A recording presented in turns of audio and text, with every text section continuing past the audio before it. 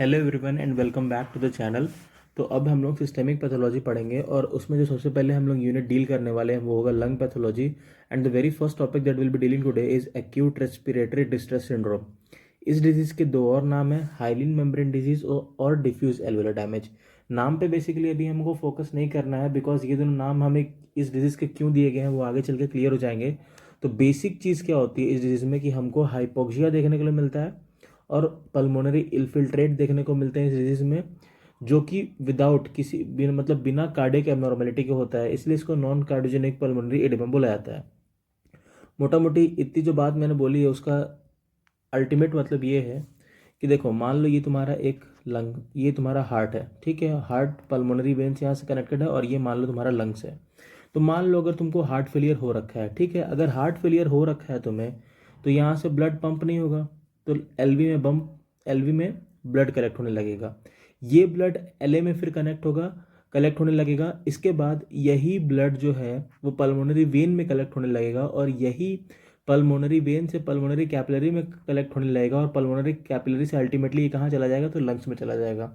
तो हो क्या रहा है कि यहाँ पे हार्ट के इशू की वजह से पल्मोनरी इडेमा हो रहा है। तो हार्ट में जब पैथोलॉजी होती है और उसको जब और उसकी वजह से जब पल्मोनरी इडेमा होता है तो इसको हम लोग कार्डियोजेनिक पल्मोनरी इडेमा बोलते हैं। लेकिन एआरडीएस में क्या होगा, एआरडीएस में नॉन कार्डियोजेनिक पल्मोनरी एडेमा होगा, ठीक है। बहुत इंपॉर्टेंट पॉइंट है, इसको ध्यान से देखना है कि एआरडीएस में क्या होने वाला है, तो नॉन कार्डियोजेनिक पल्मोनरी एडेमा होने वाला है। ऐसा क्यों होगा वो हम लोग आगे चल के देखते हैं। तो ये हो गया बेसिक इंट्रोडक्शन कि इस डिजीज में नॉन कार्डियोजेनिक पल्मोनरी एडेमा होता है। बहुत इंपॉर्टेंट पॉइंट है, इसको अपने को याद रखना होगा, ठीक है। तो अब अगर हम लोग इसके एटियोपैथोजेनेसिस की बात करेंगे तो देखो, एक्यूट लंग इंजरी का अगर तुम स्पेक्ट्रम देखोगे ना, कि मतलब ड्यूरेशन अगर देख मतलब सिवियरिटी के बेसिस पे अगर देखा जाए तो दो टाइप की होती है। एक होती है माइल्ड एक्यूट लंग इंजरी और एक होता है सीवियर एक्यूट लंग इंजरी, ठीक है। मतलब कि मोटा मोटी अगर देखोगे तो लंग फंक्शन अगर माइल्डली कॉम्प्रोमाइज़ कर रहा है तो उसको माइल्ड एक्यूट लंग इंजरी बोल रहे हैं, और अगर ग्रॉसली सेक्रीफाइस किया, कॉम्प्रोमाइज़ कर जा रहा है तो उसको सीवियर बोल देते हैं। जो severe form of acute lung injury होता है ना, उसी को हम लोग क्या बोलते हैं, एआरडीएस, ठीक है। तो ये जो डिजीज़ है, मतलब कोई भी ऐसा एक्यूट पैथोलॉजी होगी जिसकी वजह से लंग फंक्शन बहुत ही रैपिडली डिटोरिएट कर जाएगा, और अगर ये बहुत सीवियरली होगा तो उसको हम लोग क्या बोलेंगे, एक्यूट रेस्पिरेटरी डिस्ट्रेस सिंड्रोम, ठीक है। तो ये सब देखो छोटी छोटी बातें हैं। अगर एटियोलॉजी की बात करें तो देखो, एटियोलॉजी इसका अननोन है मेजरली, तो इसको इडियोपैथिक माना गया है, इसलिए इसको हम लोग एआरडीएस विद अननोन एटियोलॉजी बोलते हैं, ठीक है। पैथोलॉजी में हम लोग जैसे सेइंग ना कि कुछ ना समझ में आ रहा तो बोल दो कि इडियोपैथिक है, राइट, तो वही वाली बात है, ठीक है। फिर इसका एक और नाम हो जाएगा एक्यूट इंटरस्टिशियल निमोनिया। देखो पैथोलॉजी में ना ये सब चीज़ें थोड़ा याद करना होगा, लेकिन चीज़ों को जितना ज़्यादा हम सिंप्लीफाई कर लोगे उतना बेटर है। तो वो सिंप्लीफाई करने का काम मैं कर दूंगा, बाकी याद करने का काम तुम्हारा हो जाएगा, ठीक है। तो एक तो हो गया एटियोलॉजी, या फिर सेकेंडरी टू टॉक्सिन्स हो सकता है। मान लो कोई इन्फेक्शन है या फिर कोई लंग इंजरी हो रखी है तो ऑब्वियस ही बात है, कोई किसी भी टाइप की इंसल्ट, एक सेल इंजरी होगी, इन्फ्लामेशन, फाइब्रोसिस होगा, तो वही सब चीज़ें होने वाली, तो ट्रॉमा भी उसी में आ जाएगा। और यूरेमिया एक सेकेंडरी कॉज आ जाता है।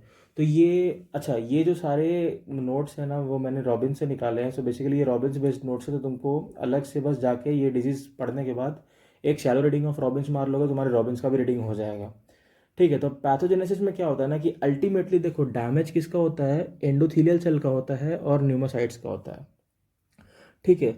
इस डिजीज में जो मतलब ये जो तुम्हारा एटियोलॉजी था, जो कि टॉक्सिन्स थे, इन्फेक्शंस थे, ट्रॉमा था, यूरेमिया था, इन सब की वजह से जो मेजरली जो डैमेज होता है ना वो किसको होता है, तो इंडोथीलियल सेल्स को होता है और न्यूमोसाइट्स को होता है। और हमें पता है टाइप 1 न्यूमोसाइट को होगा। याद रखो, ये लंग है तो इसमें दो टाइप के न्यूमोसाइट्स होते हैं, एक होता है टाइप 1 न्यूमोसाइट, एक होता है टाइप 2 न्यूमोसाइट। टाइप 2 न्यूमोसाइट का काम होता है सर्फेक्टेंट बनाना, ठीक है। सर्फेक्टेंट जो सर्फेक्टेंट से रिड्यूस करता है, जिसकी वजह से एल्वेलाई खुला हुआ रहता है। तो यहाँ पे कौन सा न्यूमोसाइट डैमेज होगा, तो टाइप 1 न्यूमोसाइट डैमेज होगा, ठीक है। उसके साथ इंडोथीलियल सेल, इंडोथीलियल सेल कहाँ की, तो ये अगर एल्वेलाई है मान लो, ठीक है, इसको अगर डायग्रामेटिकली अच्छे से रिप्रेजेंट करती है, अगर एल्वेलाई है तो ये जो कैपिलरी जा रही है जहाँ से फिर जिसमें ऑक्सीजन जाएगा, तो इस कैपिलरी का एंडोथीलियम डैमेज करता है, ठीक है। और कौन सा, ये एल्वेलाई का टाइप 1 न्यूमोसाइट डैमेज करता है, ठीक है। इतनी बातें अगर हम देख लें तो मान लो कि जो तुम्हारा सेकेंडरी कॉज था कि टॉक्सिन्स अगर आता है, ठीक है, तो टॉक्सिन्स, कोई भी बाहर का टॉक्सिन्स आएगा तो वो एंटीजन की तरह काम करेगा, तो अपना मैक्रोफेज एक्टिवेट हो जाएगा लंग का, ठीक है। वो एक्टिवेट हुआ, वो एमएचसी को ले जाकर सेल्स को रिप्रेजेंट करेगा। बेसिकली मैक्रोफेज ही यहाँ पे एंटीजन प्रेजेंटिंग सेल की तरह एक्ट करेगा और फिर हमारा नॉर्मल इम्यून रिस्पॉन्स चालू हो जाएगा, जिसकी वजह से इंटरल्यूकिन 1, 6, इंटरल्यूकिन 8, TNF अल्फा और transforming growth factor beta release होते हैं। तो इसमें जो सबसे इंपॉर्टेंट है ना वो है ये इंटरल्यूकिन 8। इंटरल्यूकिन 8 के एक्टिवेशन से क्या होता है ना, ब्लड वेसल में न्यूट्रोफिल आ जाता है। कौन आ जाता है? न्यूट्रोफिल एक्टिवेट हो जाता है। तो न्यूट्रोफिल को कीमो अट्रैक्ट कर लेगा कौन? इंटरल्यूकिन 8। और interleukin 1, 6, TNF alpha transforming growth factor क्या करेंगे? एंडोथेलियल डैमेज करेंगे। तो एंडोथेलियल डैमेज जो हम लोग जिसकी बात कर रहे थे वो कौन कर रहा है? इंटरल्यूकिन 1, 6, TNF अल्फा और ट्रांसफॉर्मिंग ग्रोथ फैक्टर बीटा। और मेनली न्यूट्रोफिल को लाने का काम कौन कर रहा है? तो वो कर रहा है इंटरल्यूकिन 8। ठीक है, तो ये सब पॉइंट्स अपने को ध्यान रखना है। इसके बाद क्या होगा कि जैसे ही मेरा न्यूट्रोफिल एक्टिवेट हो जाता है, ये हमारा न्यूट्रोफिल है, न्यूट्रोफिल के एक्टिवेट होने से क्या होता है भाई? Protease, anti protease mechanism, protease और ऑक्सीडेज आने लगेंगे, जिसकी वजह से अल्टीमेटली तुम्हारा एंडोथेलियम डैमेज हो जाएगा। ठीक है, तो जो एंडोथेलियम डैमेज हो रहा है वो कैसे हो रहा है वो तुम्हें बता दिया। ठीक है, एंडोथेलियम डैमेज होने की वजह से क्या होगा कि प्रोटीन का शिफ्ट होगा किसमें? इंटरस्टिशियम में। इसको थोड़ा सा ऐसे समझो कि मान लो ये तुम्हारा एल्वेलाई है और उसके बगल में ये तुम्हारा ब्लड वेसल है। ठीक है, न्यूट्रोफिल यहाँ पे एक्टिवेट हो चुका है और न्यूट्रोफिल ने क्या किया? एंडोथेलियम को डैमेज किया। तो जैसे ही एंडोथेलियम को डैमेज कर रहा है, ठीक है, तो जैसे ही एंडोथेलियम को डैमेज किया तो मान लो यहाँ से एंडोथेलियम ब्रीच हो गई। एंडोथेलियम ब्रीच होगा तो क्या होगा? यहाँ से प्रोटीन लीक करने लगेगा। कहाँ पे? इस इंटरस्टिशियम में चला जाएगा। और जैसे ही प्रोटीन लीक करेगा मेरा इस इंटरस्टिशियम में, ठीक है, तो उसके साथ क्या होगा कि वाटर यानी कि जो भी फ्लूइड है वो भी लीक करने लगेगा। ठीक है, ये लीक करने से क्या होगा? अल्टीमेटली देखो, जो एरिया इनिशियली खाली था, मतलब जो एरिया ऐसे कुछ होना चाहिए था और यहाँ से ऑक्सीजन आके इजीली गैस एक्सचेंज कर लेता, अब यहाँ पे क्या हो चुका है? अब यहाँ पे ढेर सारा एक्जुडेट्स भर चुका है। तो क्या मेरा कहीं ना कहीं गैसेस डिफ्यूजन कॉम्प्रोमाइज़ करेगा, राइट? और गैसेस डिफ्यूजन अगर मेरा कॉम्प्रोमाइज़ करेगा तो अल्टीमेटली ऑक्सीजन, जो ऑक्सीजन है मेरा, ये जो मेरा ऑक्सीजन है वो एल्वेलाई के लेवल तक तो आ रहा है। इसको ऐसे देख लो कि ऑक्सीजन जो है वो एल्वेलाई के लेवल तक आएगा, बट कंप्लीटली वो ब्लड वेसल में नहीं जा पाएगा। ठीक है, तो अगर यहाँ इसको देखें डायग्राम से तो ये तुम्हारा ब्लड वेसल था, ये तुम्हारा एल्वेलाई था, यहाँ पे अपने बहुत सारे एक्सुडेट्स डिपॉजिट हो चुके हैं। तो जो ऑक्सीजन यहाँ तक आया है वो ऑक्सीजन अल्टीमेटली ब्लड वेसल में नहीं जा पाएगा, बिकॉज ये इंटरस्टिशियम में बहुत सारा फ्लूइड भर चुका है। यही मेन पैथोलॉजी है, ध्यान रखना, यही मेन पैथोलॉजी है। और इसकी वजह से आगे क्या होगा उसको हम देखते हैं कि देखो फ्लूइड शिफ्ट हो गया इंटरस्टिशियम में, ये रही ये बात कि फ्लूइड शिफ्ट होने लगा कहाँ पे? इंटरस्टिशियम में, जिसकी वजह से इडेमा हो गया और वो प्रोटीनेशियस फ्लूइड जा रहा है। प्रोटीन क्यों जा रही है हमने बता दिया। ठीक है, अब देखते हैं।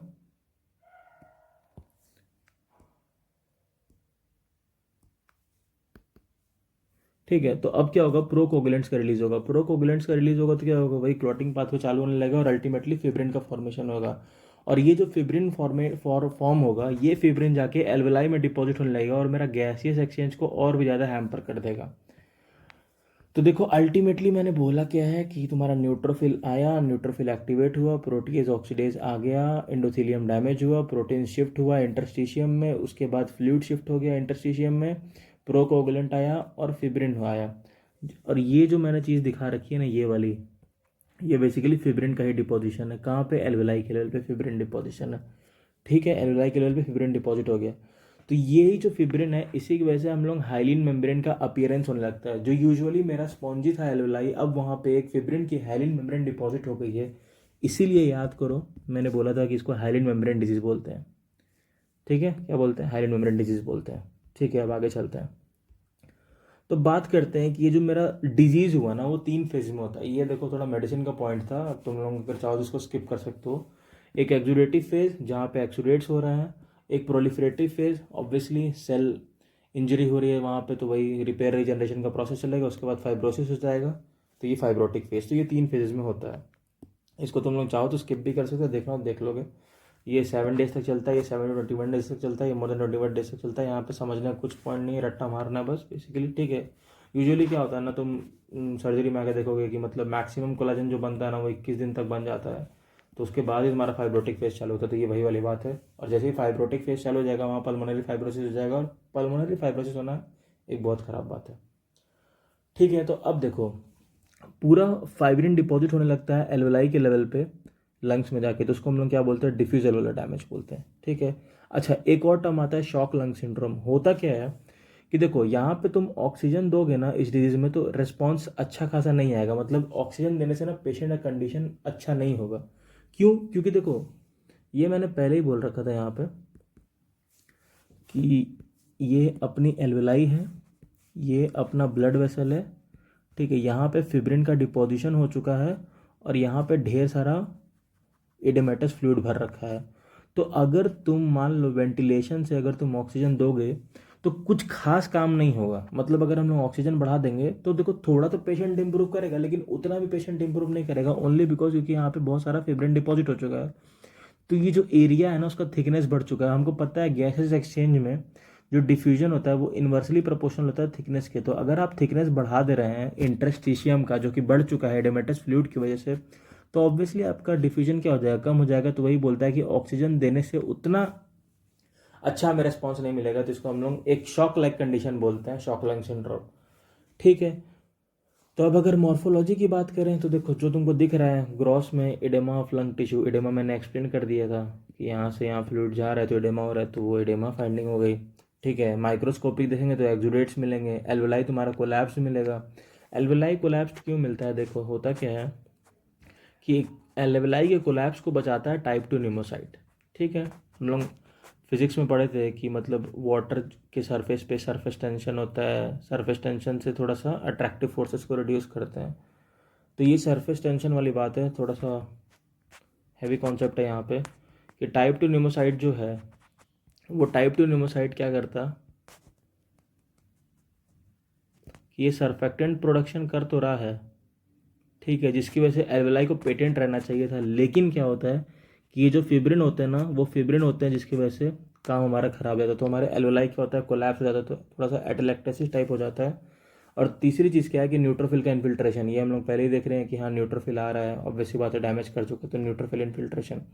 तो ये होगी माइक्रोस्कोपिक फाइंडिंग। क्लिनिकल फीचर पे आओ तो भाई शॉर्टनेस ऑफ ब्रेथ, डिस्निया होगा, टैकिप्निया, रेस्पिरेटरी रेट बढ़ेगा। देखो शॉर्टनेस ऑफ ब्रेथ होगा तो हम लोग ऐसे सांस लेंगे ना, ऐसे टाइप सांस लेने तो उसको टैकिप्निया हो जाएगा। और ऑब्वियस सी बात है कि ऑक्सीजन का डिफ्यूजन क्या हो रहा है, हैम्पर हो जा रहा है, तो उसको और तुम्हारा जो ऑक्सीजन का जो कॉन्सेंट्रेशन है ब्लड के अंदर वो क्या हो जाएगा, कम हो जाएगा। तो उसको हम लोग क्या बोलते हैं, हाइपोक्सीमिया बोलते हैं। तो ये हाइपोक्सीमिया लाइक कंडीशन हो जाएगी। डायग्नोसिस, डायग्नोसिस के लिए देखो तुम लोग बस याद कर लो, देखो एक तो बर्लिन क्राइटेरिया के थ्रू हम डायग्नोस करते हैं, लेकिन ये बहुत बड़ा क्राइटेरिया है, ठीक है। मेडिसिन में है, तुम बस याद करो कि चेस्ट एक्सरे में बायलेटरल इन्वॉल्वमेंट होगा। देखो ऑब्वियस सी बात है कि सिस्टेमिक पैथोलॉजी है ना, ब्लड में दिक्कत हो रहा है, तो ऑब्वियस सी बात है ब्लड तो हर जगह है, तो दोनों साइड के लंग में दिक्कत होगा। तो यही बोल रहा बायलेटरल इन्वॉल्वमेंट है, ठीक है। और exudates should not be explained bye pleural effusion, मतलब प्लूरल इफ्यूजन की वजह से एक्सुडेट नहीं होने चाहिए। ऑब्वियस सी बात है, हम लोग देखें यहाँ पे ब्लड वेसल के दिक्कत की वजह से एक्सुडेट्स हो रहा है, प्लूरल इफ्यूजन की वजह से नहीं हो रहा है। और oedema should not be cardiogenic, हम लोग देखे हैं कि ये नॉन कार्डियोजेनिक एडेमा है, तो उसी को बर्लिन क्राइटेरिया दे दिया अपना, ठीक है। ट्रीटमेंट में क्या करेंगे ये देखो यहाँ पे समझ, तुम लोग के समझने के बाहर है। तो बेसिकली बस तुम लोग याद रख लो कि वेंटिलेटर सपोर्ट देंगे, ऑक्सीजन सप्लाई थोड़ा सा ठीक रहेगा। फ्लूइड्स क्यों देंगे, क्योंकि एक शॉक लाइक कंडीशन डेवलप हो जाती है। तो shock like condition, hypovolemic shock like condition develop हो रही है ना, क्यों डेवलप हो रही है देख लो कि देखो यहाँ पे तुम्हारा फ्लूइड लॉस हो रहा है, कहाँ पे, इंटरस्टिशियम में। कहाँ से? ब्लड वेसल से। तुम्हारा ब्लड वेसल का फ्लूइड इंटरस्टिशियम में जा रहा है, तो जो तुम्हारा अमाउंट ऑफ सर्कुलेटिंग फ्लूइड है वो तो कम हो गया। तो अगर वो कम हो गया तो तुमको बाहर से देना ही पड़ेगा फ्लूइड्स। तो ये फ्लूइड थेरेपी, ऑक्सीजन की डिलीवरी बढ़ानी होगी ऑब्वियसली, ठीक है।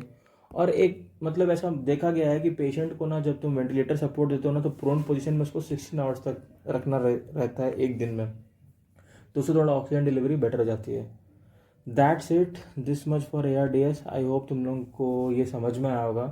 थोड़ा तेज़ तेज़ पढ़ा रहा हूँ मैं बिकॉज ऑब्वियसली नहीं तो फिर वीडियो बहुत बड़ा हो जाता।